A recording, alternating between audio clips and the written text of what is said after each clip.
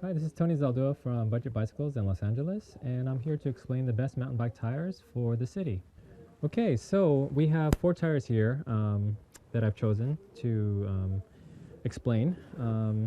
Here, the first one I have is a complete slick, meaning it's totally smooth, no tread, no grooves, no raised anything. It's basically looks like a basketball. So it's really smooth. It's good for dry conditions, but when it starts raining, you might want to decrease the pressure a little bit.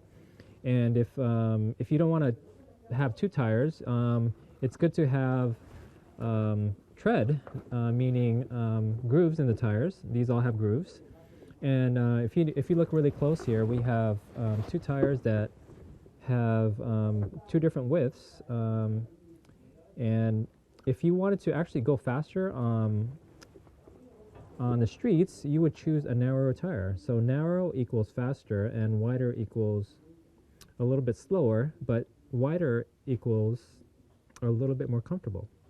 So if you don't care about speed, go wider, and it's safer and more comfortable. So and then you could also go in the middle, so you have a bit of both of speed and comfort. So, and with these city mountain bike tires, you definitely want to run them pretty close to maximum pressure, because if it's too soft, then you hit a bump and you will wreck your rim. So keep them.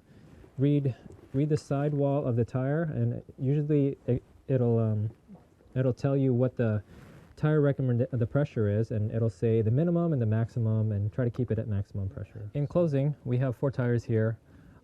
This one tends to be, take my word for it, tends to be a little bit thin. Thin tires tend to be more comfortable. So if you like comfort, choose a thinner tire, but the thinner tires tend to not wear as long.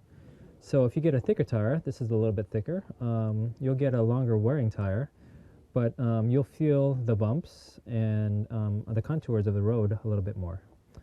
And then also, just to recap, thinner is faster, but be careful on the turns, because you don't really want to go like Mach 2 on the turns and lean too much and slide out. So in the straightaways, it's pretty fast, but on the corners, you want to just take a nice wide corner. You don't want to take a sharp corner, so you'll crash. And then this is sort of the best of both worlds, where it's medium, not too thin, not too wide, and so it has a good combination of speed and comfort. And there we have it.